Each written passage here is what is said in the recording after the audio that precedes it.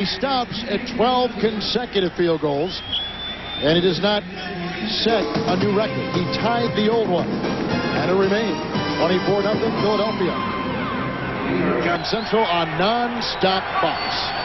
Giants from their own 35, 1st and 10. Brown right to work, and he throws, and he's right on the money. Chris Callaway with his first reception of the day. It's good for 16 yards. And a play-action pass, first down, throwing what's called the corner route. Start one way and come back.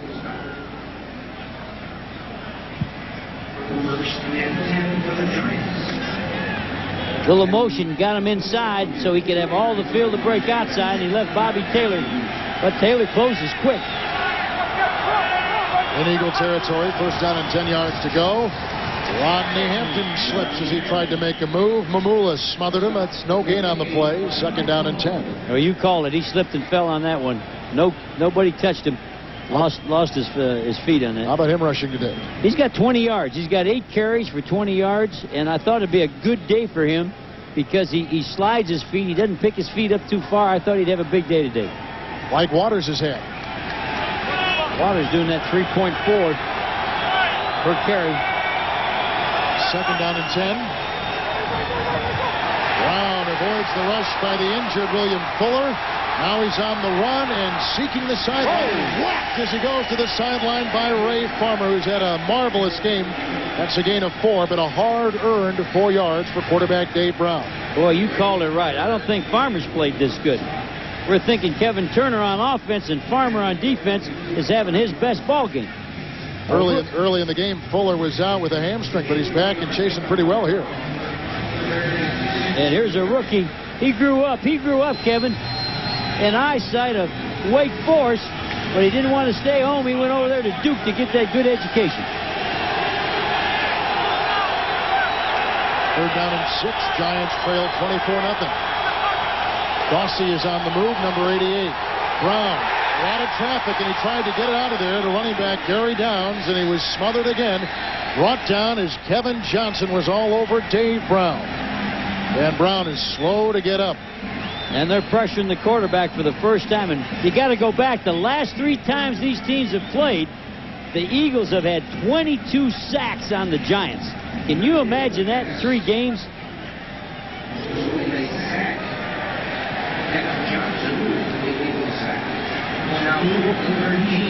Mike Horan to punt late in the third quarter inside his own 35, and deep back Mark Say for Philadelphia. 4:15 clock ticking down, and the rush was on, and the punt is away, and it's a pretty good looking one from the 16-yard line. It's Say who slips and then regains his footing and then maneuvers for a gain of 4 out to the 21. Scott Gallion makes the stop. That's a punt of 34 yards. All Philadelphia 24-0. Well, last week, completely different circumstances for Dan Reeves. He got the game ball after his team beat Dallas 20-6. He's earned the respect of his players, but Jerry, the question is, has he earned the respect of the people that have hired him? Well, the problem in the National Football League with every coach is you're only as good as your last game. So that Dallas game is history, and the latest thing that's going on is this Eagle game. Almost a one-handed grab on 1st and 10 by Irving Fryer. That brings up second down and 10. If Reeves isn't back in 1997, it won't be, Jerry, because of his skill as a head coach. He's a great leader. He's done a pretty good job with the young team, but he has said before and says now that he is dissatisfied with the structure of the organization. In other words, does he have the kind of say that he thinks a head coach should have? Well, the only thing I think is he knew the structure before he took the job.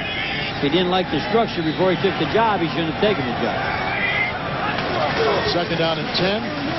Charlie Gardner got a lot of touches in this game, and he runs it up the middle for a gain of 2, which sets up third down and 7. And kind of case in point when you talk about Reeves is the Christian Peter thing that was really done, at least initially it seemed, without his knowledge. Then he was told midway through the process. Oh, they're warming up. We saw this fella come in and beat Arizona. Beat Arizona on a play-action pass. Looks like they're going to bring him in and give him a little playing time. Not a good day to come in for your second shot, but you get your snaps when you can get your snaps. Third down and 8. Here comes the blitz from the Giants. Retreating is Detmer, who is whacked, but he gets the pass off, and Charlie Gardner gets a great block and works it to the sideline and is very close to a Philadelphia first down. Well, that was a screen with a fast back, and you could tell up here when he got that ball on the screen, he exploded. He exploded and got downfield. Now the backside guard, 73, Lester Holmes, will work his way out, and he picks off the down lineman that's chasing. That was Ray Agnew trying to get in on the tackle. Then they bring the chains across the field, and we'll get a more accurate measurement to see if indeed Charlie Garner got that first down. And he did by the half length of a football. The drive continues for the Philadelphia Eagles. And it's been that kind of day for Ray Rhodes. He was looking for a day of consistency, and that because of Ray Rhodes' great play from his defense and his offense may force the Giants to make a quarterback change. Well, don't forget, you even said on that last sack that Brown got up real slow. Looks like Dave Brown might be finished for the day. Ricky Waters in on first down and 10.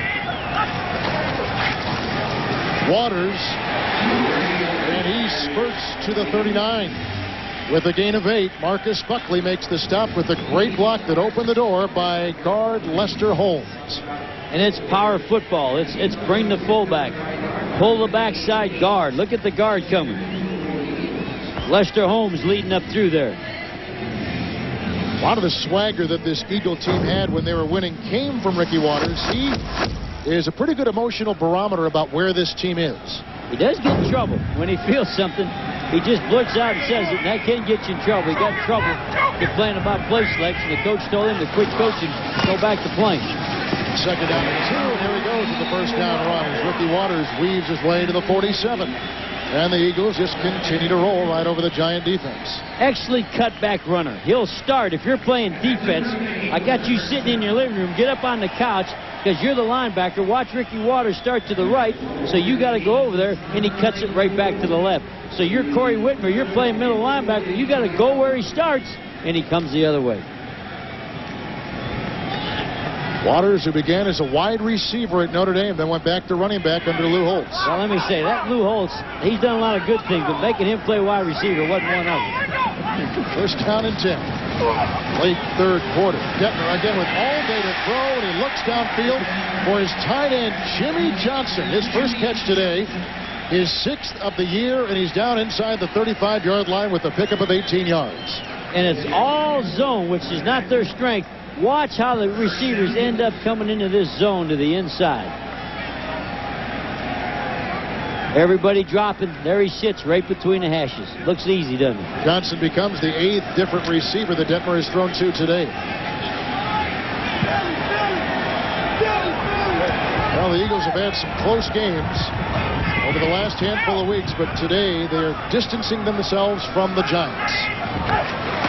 Under a minute to play in the third quarter. Ricky Waters again. And he gains 3. Michael Strahan makes the Giants stop. Michael Strahan did a good job that time. He pushed the blockers back, and there was nowhere to run. Is that tape, Jerry, that he has in his... Looks like he's got some type of tape over the top of his pad. Thus to keep the jersey on top of the pad. Make it slide around maybe easy so they can't grab him. I don't know why he's got that on there.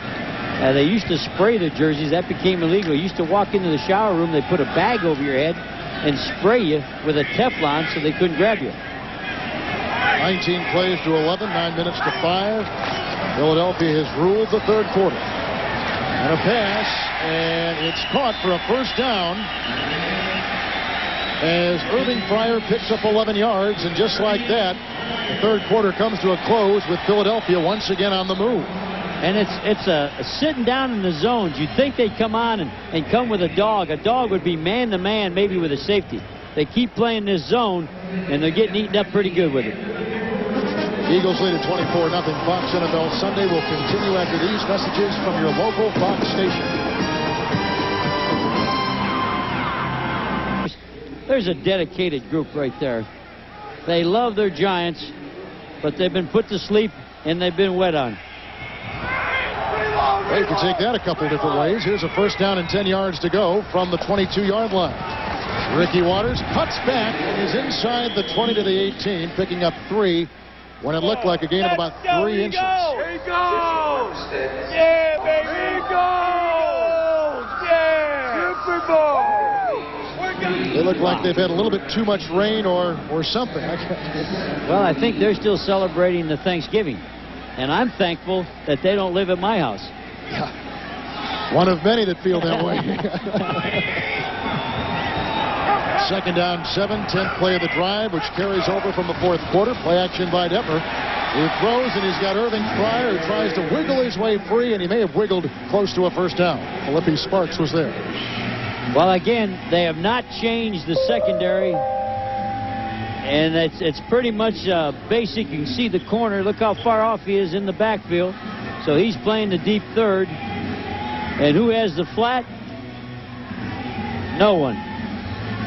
And he goes over 1,000 yards for the 4th time in his career. You know what's interesting? If you're coaching the Eagles, you've got to play on Thursday. And Thursday's your next game, Kevin. I think if you move this ball a little bit more, you get your players out of this game, and you start resting the Ricky Waters, the Irving Fryers, and start resting anybody you can if you get another score because you're playing in 4 days. You know, Jerry, along with the questions if this Eagle team was unraveling, were questions about Ray Rhodes. Was he pushing himself too hard? Was he emotionally set and mentally ready? Well, I think what he had dire disappointment inside of his gut. When we sat and talked to him, I tell you, those losses at the last play of the game and losing 3 that you thought you had won, they cut your heart out of you. You know, was he pushing himself too hard? He is a guy that will watch endless hours of tape, and there was some question if he wasn't overtaxing himself. It's 3rd and inches, and Detmer tried to wiggle his way in for the first down. Ray Rhodes is a fierce man, a tremendous competitor, but he has been known to come off long trips like last week at Arizona, come right to the office and watch tape all night long and greet his assistants when they come in at about 6 a.m. And probably didn't greet him with a smile. Probably not.